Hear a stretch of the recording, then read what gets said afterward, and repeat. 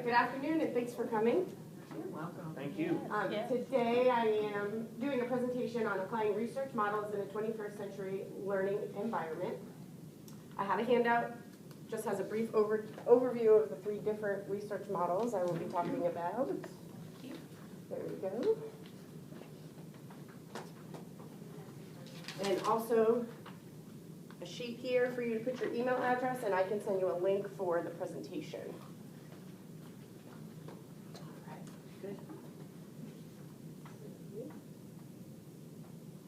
Oh, sorry. I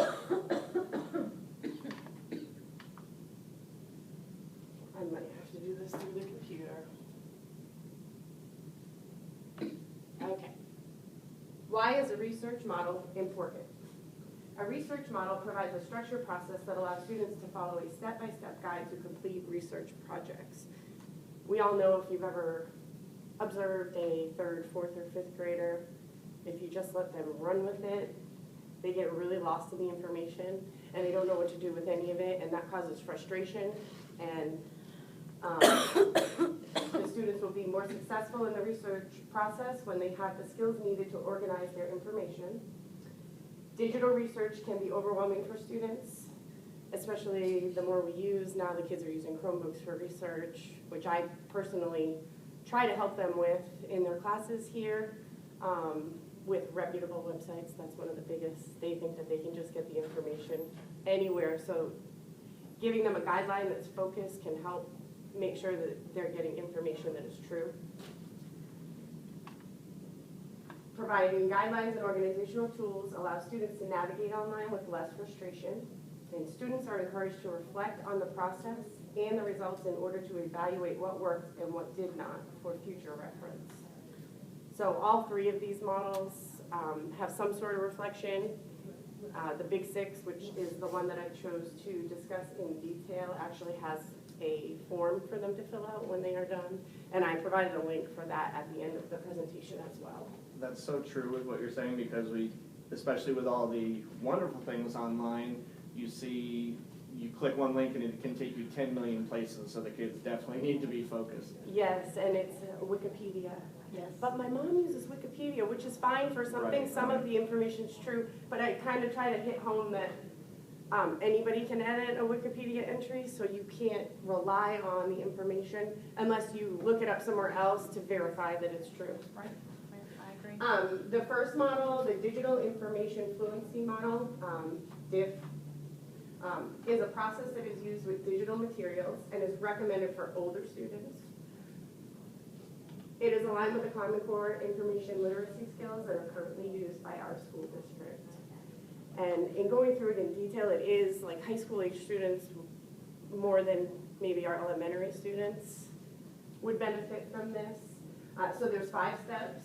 What information am I looking for? So before they even start looking anything up, it's good to know exactly what you're looking for so that you don't get sidetracked. Where will I find the information is also important. How will I get there? How good is the information? How will I ethically use the information? I really like that last one because a lot of the kids don't really understand until they're taught that you have to include a bibliography or a reference page. I actually worked with 4th and 5th this year. They created a slideshow, and I went over bibliographies. Now it wasn't like APA standard or anything, but they did make them, and they found the websites that they used, and they cut and paste. And I was pleasantly surprised at how well they did with that. Good. Yeah. So the second one. And they used that in class too. They would say we did this in the media center. Oh, cool. When they were working in their Google Classroom Yes. in literacy. They do, and they even get it as early as 3rd. I started with the 3rd graders, and they caught on towards the second half of the year. Oh, cool. I had another media specialist say, "You do that with your 3rd graders?" I said, "Yeah." She said, "I can't even get them to log in." Oh, This second is called LOP model, which stands for Locate Resources, Organize Information, Communicate Findings to Others, and Knowledge Outcomes. which is for digital research specifically. It's a 4-step research process with emphasis on framing an authentic question, analyzing sources of information and conclusions drawn based on the information located. So locate resources. They develop a research question that seeks specific answers. So that would be focusing on narrowing it down, just like the previous one. Organize information. Use a graphic organizer in order to organize important ideas and concepts found while completing research, which a graphic organizer, I believe, should be used with all three of the different models. The Big Six, actually, if you go to their website, you can find them, but also if, like, I have a copy, so if you ever requested them, there's like a ton of different graphic organizers for research projects and writing essays. It's not just research project days. Communicate findings to others. Use the best form of media to report your results based on the needs of your audience. This one discusses a lot the needs of the audience, making sure that you're focusing in on what you're the task at hand. Knowledge outcomes. Evaluate usefulness. Did I answer the research question? Was my process efficient? Did I meet the needs of my audience? Again, this one emphasizes that they reflect at the end of the process. I think that the communicate your findings to others is so important in any type of thing, whether it's even in a math class, whatever. We have so many students that end up just saying, well, I know how to do it, but I can't explain it. And Right. so, or I know how to do this, I know how to find this, but I can't explain it. So the communication of it is so very important for them to have, as well as just the input themselves that they've got. Awesome. Okay, so the next one is the Big Six, which is the model I chose to focus on. The Big Six is a 6-stage model used to solve problems or make decisions by using information. Through this process, the user identifies information, research goals, seeks, uses, and assembles relevant, credible information, and finally reflects on the process. The Big Six helps with information overload, which I mentioned previously, which can happen with both print and digital materials. So they do tend to get lost online, but I've seen it happen even when they pull books off the shelf. They kind of open it and they don't know exactly what they're looking for. Students can be easily overwhelmed when researching, and this model provides a 6-step process that will prevent a feeling of being lost, which can cause students to give up. Oh, yeah. The Big Six skills are best learned when integrated with classroom curriculum and activities. Teachers can begin to introduce the Big Six by talking students through the process, asking key questions, and focusing attention on specific Big Six actions, and using Big Six terminology when giving assignments.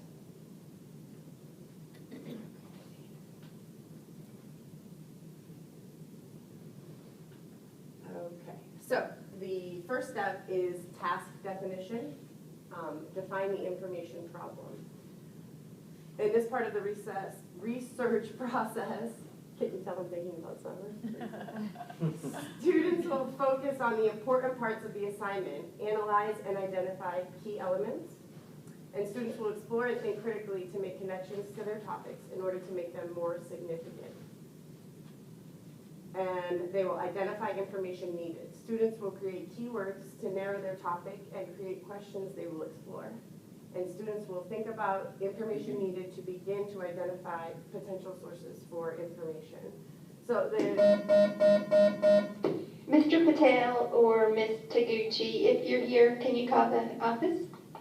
Okay, awesome. So the students are brainstorming at this point. They're thinking of an exact idea, key elements, and they emphasized in the book making personal connections to whatever it is that they are going to be researching, because they're more likely to remember certain facts or be more invested in the process.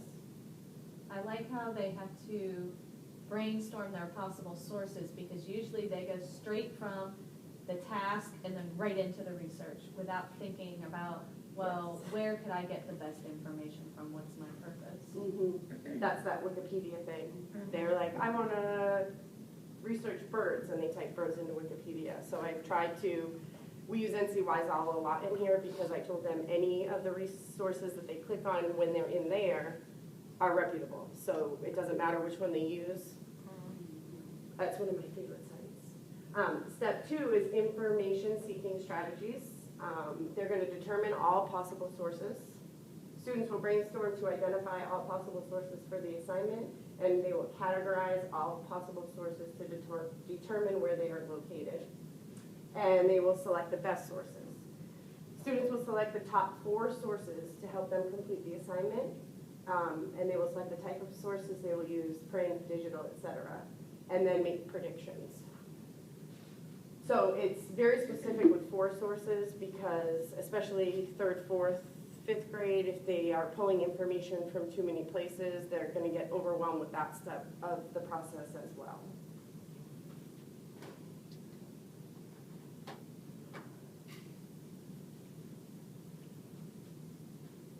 Step 3 is location and access. The students will locate sources intellectually and physically. They'll learn how to improve searching by using different terms based on Boolean logic. And students will explore different search engines and compare to determine which one they like best. So this is specifically for electronic resources. And that would most likely need to be teacher-led for teaching them how to search, what terms to search, what sites are the best to use. With our Chromebooks, obviously I have the kids, they use Google for searching, and sometimes when they're on the desktops, they've used Internet Explorer, which it's not my favorite. So I'll like redirect them and say, why don't you try Chrome or Firefox? They find information within sources. Students will explore different methods for extracting information to determine which works best. Students will prepare for an interview if that is part of their task. Step 4, use of information. This is where they engage, read, hear, view, touch. Students will answer the 5 W's that pertain to their chosen topic. And students will record what they know, predict about the topic, and finally record their findings. So who, what, when, where, why. I think we all use that, even in your class, yeah. yes. And recording what they know. Also, I have a lot of resources, graphic organizers, where the students can organize the information. They'll extract relevant information. Students will record notes from different sources. Students will examine websites to determine what information can be used. Again, that part of it, I definitely recommend being teacher-led, at least at the beginning of the process, so that you can model, like I would suggest modeling on the smartboard, how to search a term. You can even have them do it along with you with their Chromebooks, which is a great part of every student having a device. Because if they're doing it with you, they're not just watching you do it. And I usually, when I introduce this in here, I go step by step and I have every child do it while I'm doing it. Oh, that's excellent. That's what I was going to say too, doing it step by step that It's way, great. as opposed to just modeling it and then say go do that. They're not going to remember half of it, and you keep them focused, you keep them with you as they're doing it. And I have them bookmark the sites we use so that they don't have to search for them later. So they know how to go into their bookmarks. They can save them right up at the top of the page. And that works well because then when they come in the next week and the week after, I can just say log in and go to this site, and they don't need any help. And then it might be a site they can utilize later for a different topic. Yes.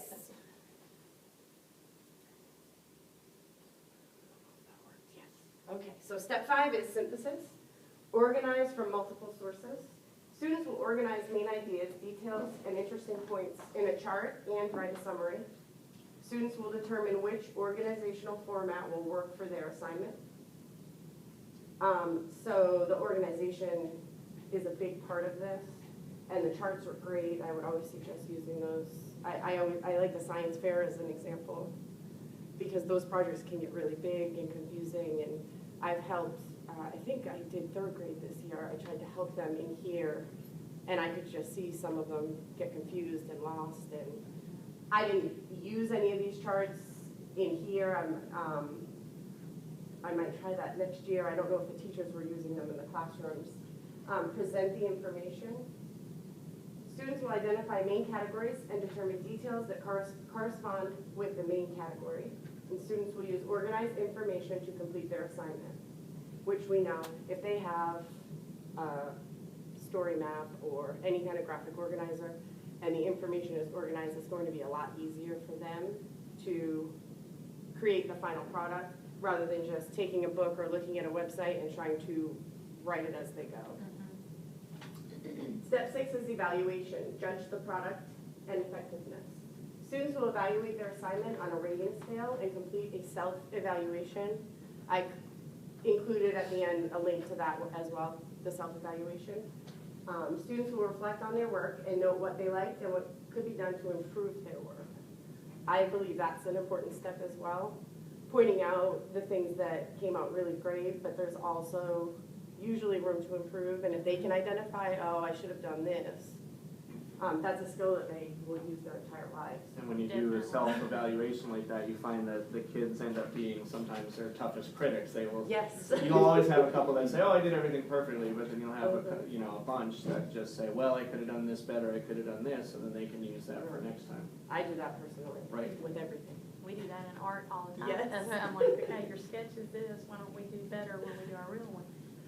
Judge the process and efficiency. Students will reflect on the whole process and complete a self-reflection questionnaire about completing the assignment. I also included that link. And students will reflect on the whole Big Six process, which that would also, I would say, have to be teacher-led, because you could point out, well, you did this step, you did this step in order. And it's also important to let you know, not every situation needs all 6 steps. So there's also the Super 3. I don't know if you've heard of that. Could be used with younger children. It has less steps. The So they same don't- 3 of the same steps. It's just kind of pairs it very down a little? similar, yes. Okay. So if you can still be successful if you assign them a project that doesn't need all 6. They don't always necessarily need to be done in the same order either. Whatever works best for the situation.